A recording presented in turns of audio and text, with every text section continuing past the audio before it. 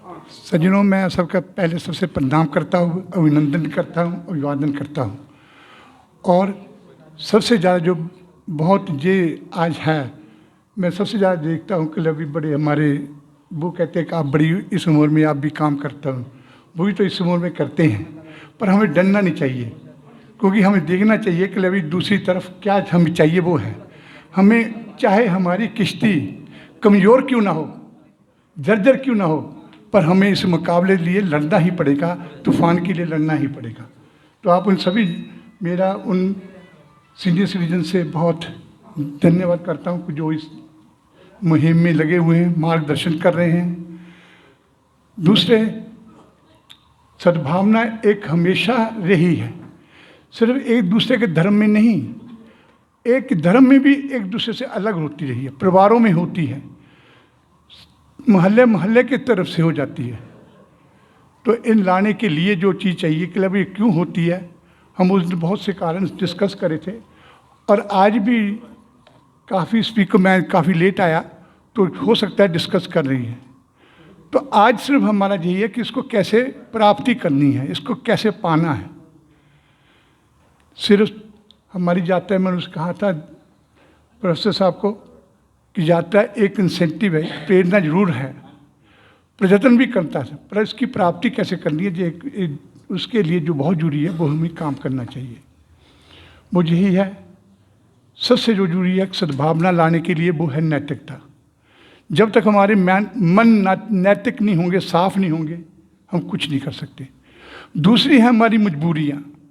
हमारी मजबूरियाँ आर्थिक है, शिक्षक हैं, स्वास्थ्य के लिए हैं, हमारी बुराइयों चीज़ें के लिए हैं, नशा के लिए हैं, सब चीज़ों के लिए आ जाती हैं, जो सभी चीज़ों में ये करती हैं। वो मजबूरियाँ जब आ जाती हैं, उससे हमारे कुछ अपने लिए जो मुश्किलें पड़ जाती हैं, उसके लिए सद्भावना एक दूसरे से ईर्ष्या करना शुरू कर देता है, मनुष्य एक दूसरे से ईर्ष्या शुरू कर देता है, और हमारी जो भाईचारा वो बिगड़ जाता है।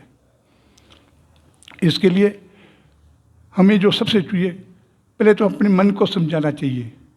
कुछ छोटी छोटी बातों पे हमें एक दूसरे से गिला नहीं करना चाहिए, समझना चाहिए, और एक दूसरे को छोटे लेवल से क्षमा करनी चाहिए, ये बहुत जरूरी है।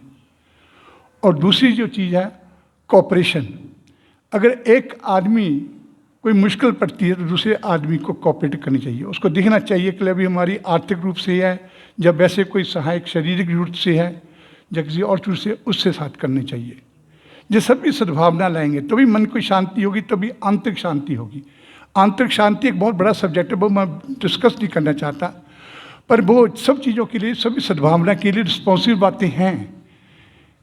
मैं देखा, जब मैं ईरान में था तो मैं, क्योंकि पहले तो मैं ये कहना चाहता हूँ, मैं एक चिकित्सक होने के नाते मेरा धर्म जाति का कोई, मनुष्य अमीर गरीब का कोई भाव नहीं है, सब मेरे लिए पेशेंट हैं, और उनके रोग को ठीक करना मेरा एक कर्तव्य है। और कर्तव्य अगर मैं नहीं कर सकता तो मैं अपनी आगे टीम वाले को मिलकर हम उसको पूरा उपचार देते हैं। इसी मुहिम में मैं ईरान में था, तो ईरान और इराक की लड़ाई शुरू हो गई, और लड़ाई काफ़ी लंबी चली। शुरू में तो बहुत ज़ोर से चली थी, तो लोग, इतनी बमबारी होती थी, इतनी तोपें चलती थी कि लोग बेहोश होके आते थे, कटे हुए आते थे, दोनों देशों के, इराक के और ईरान के भी। जब इराक के कुछ लोग आते थे तो कुछ लोग, जैसे मैं कहता हूँ, को बुरा कहते हैं, जी हमारे लोग ये क्या हो गया, जी हमारे मोहल्ले में ये हो गया, उस मोहल्ले वाले को गाली दो। इसी तरह कुछ ईरानी लोग कहने लगे कि डर से इसका इलाज नहीं करना।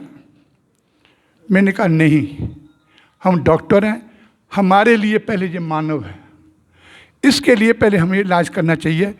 तो तो कहते, मैं कहा नहीं, ठीक होगा तो बाद में आप इसको जेल में डालो, कुछ करो, वो सरकार का काम है, पर आप लोग, आप कह के आप खुदा का नाम बदनाम कर रहे हो, खुदा की जो खिदमत जो कहते हो करो, आप उसके अगेंस्ट चल रहे हो। तो ये चीज़ें जो छोटी छोटी चीज़ें हैं, यही हमारी सद्भावना के लिए करती। देश में कट्टरवाद है, कट्टरवाद को हमें, कई लोग कट्टरवादियों को प्रशंसा करते हैं, वो गलत है। कई उत्तेजक भाषण देते हैं, कट्टरवाद किसी धर्म का भी हो, वो गलत है। हमें जो मेनली जो भावना, जो हमारी सद्भावना, जो यात्रा होनी चाहिए, हमें उन लोगों के पास जाना चाहिए कि अभी आपको क्या मिलता है। 4 दिन की खुशी मिलेगी, एक कुर्सी मिल जाएगी, पैसे मिल जाएंगे, पर एक आप समाज में इतना बुरा असर कर रहे हो कि जिसमें हमारी सद्भावना बिगड़ती है। मैं बहुत लंबा तो नहीं कहना चाहता क्योंकि इसका तो बहुत लंबा एक सब्जेक्ट है, पर मैं सिर्फ यही आप लोगों को एक संकल्प लेना चाहते हो कि आप सभी भागीदारी बनो और आगे जो भी आपके लोग मिलते हैं उनको भागीदारी बोलो, सिर्फ समझाओ नहीं, उसका संकल्प लो कि आप अपने मन से और अपनी नैतिकता से ये काम करें और सद्भावना लाएं, शांति लाएं। यही मेरा एक बहुत से ईश्वर से